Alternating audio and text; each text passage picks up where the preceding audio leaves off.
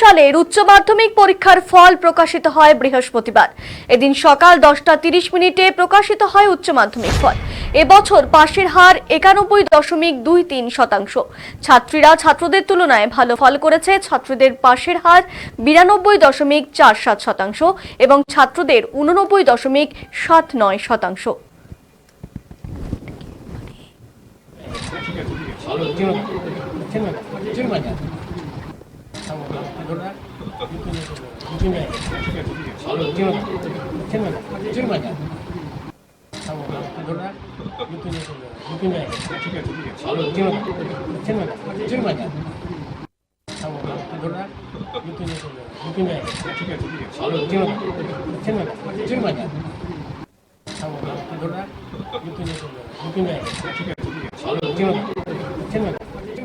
ফের সাফল্য কোচবিহারে চন্দ্রচূড় সেনের। মাধ্যমিকে রাজ্যে প্রথমের, এরপর উচ্চ মাধ্যমিকে রাজ্যে চতুর্থ স্থান রামভোলা হাই স্কুলের চন্দ্রচূড় সেনের।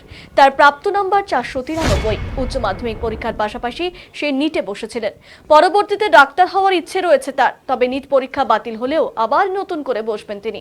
পড়াশোনার পাশাপাশি ছবি আঁকা, গান এবং গল্পের বই পড়তে ভালোবাসতেন চন্দ্রচূড়। तो उच्च का लिया था जिससे प्रिपरेशन तो मेडिकल का लिया था, ठीक है।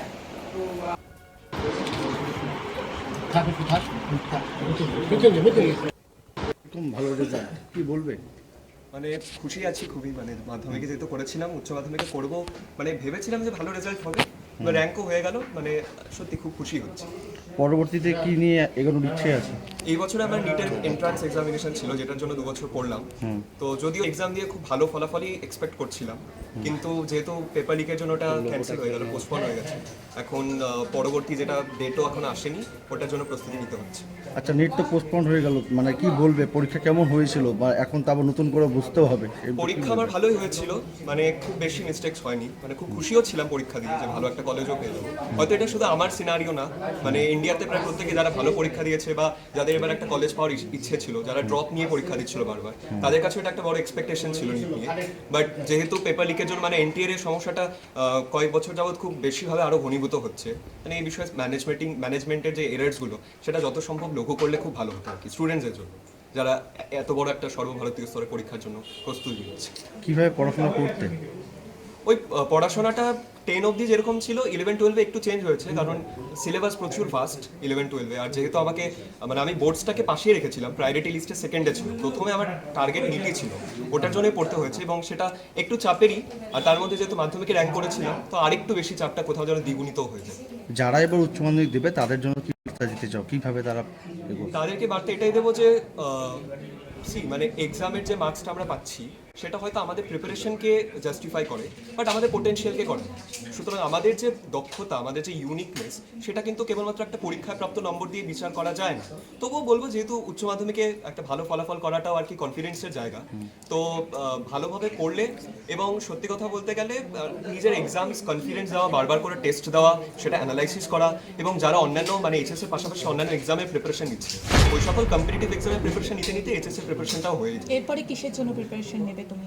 আমি তো এতদিন নিচ্ছিলাম নিটের জন্য, বাট এখন নিটটা পোস্টপন্ড হয়ে গেল, ডেটও এখন অ্যানাউন্স করা হয়নি, ভবিতব্য কবে হবে এক্সামটা।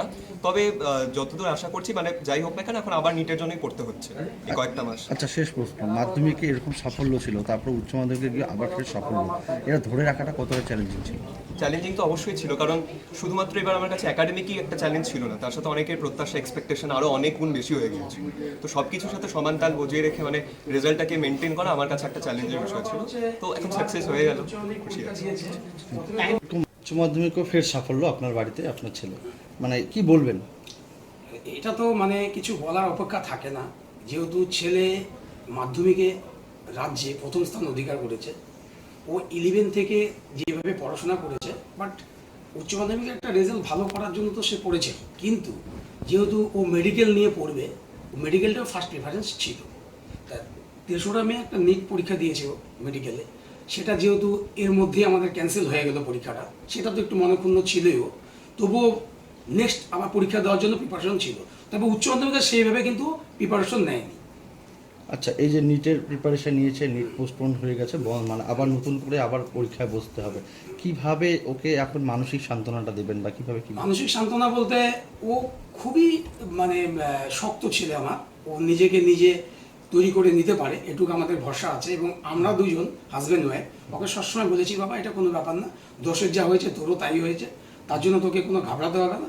উচ্চ মাধ্যমিকের রেজাল্ট, যেমন কালকেই ওর সাথে কথা হয়েছিল এই নিটের ব্যাপার নিয়ে, সব টিচাররা ফোন করছে সারা ওয়েস্ট বেঙ্গলে, ওর সাথে যাদের যাদের সাথে অনলাইন ক্লাস হয় ওর, ঠিক আছে, তারাও বলেছে যে চন্দ্রচূড় কোনো ব্যাপার না, নেক্সট ক্যারি অন, তুমি এর চেয়ে আরো ভালো যাও, হয়তো তোমার এই নাম্বারটা তুমি যা পেয়েছিলে আর কি অ্যান্সার কিউ অনুযায়ী, তার চেয়ে তুমি আরো বেটার করবে, তোমার জন্য নেক্সট আরো ভালো আশাবাদী হবো আমরা, এটাই আমাদের কাছে শুভকামনা। সেইভাবে আমরা মা বাবা সেই কথাটাই বলেছি ওকে। সারাদিন কিভাবে পড়াশোনা করতে? সারাদিন দেখুন, ও গানও শুনতে ভালোবাসে এবং ও বিভিন্ন ধরনের পিকচারাইজ দেখে, এবং ও পড়াশোনাটা মানে গতানুগতিকভাবে যে ধারাবাহিক করে তা না, ধরুন 2 ঘন্টা পড়লো, আবার আধ ঘন্টা মার সাথে একটু খেললো, সব ধরনের ও চর্চার মধ্যে দিয়ে পড়াশোনাটা করে।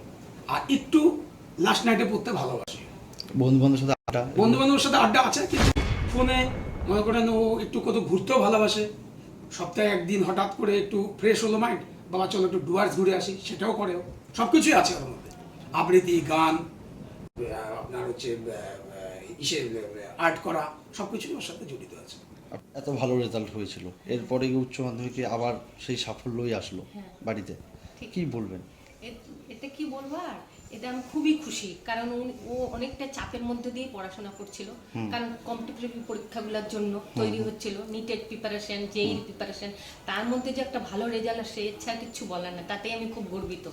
এই যে নিটের প্রিপারেশন নিয়েছিল এবং পরীক্ষাও দিয়েছিল, ভালো ফল হয়েছে বললো, কিন্তু আবার নতুন করেও বসতে হবে, সেটা তো একটা মানসিক তো একটা বিষয় থাকছে, এটা এখন কিভাবে আপনারা মানে সাহায্য ওকে করবেন? আমরা সান্ত্বনা দিচ্ছি যে তোমার তো শুধু একবার হয়নি, এনে প্রত্যেক ভারতবর্ষের সবারই বাচ্চা কাচ্চাদের হয়েছে, তাই জন্য এটাকে টেনশন নিয়ে চেপে রাখলে হবে না, তুমি এগিয়ে যাও তোমার মতন, যেহেতু সবাই যত বসছে তোমারও বসতে হবে।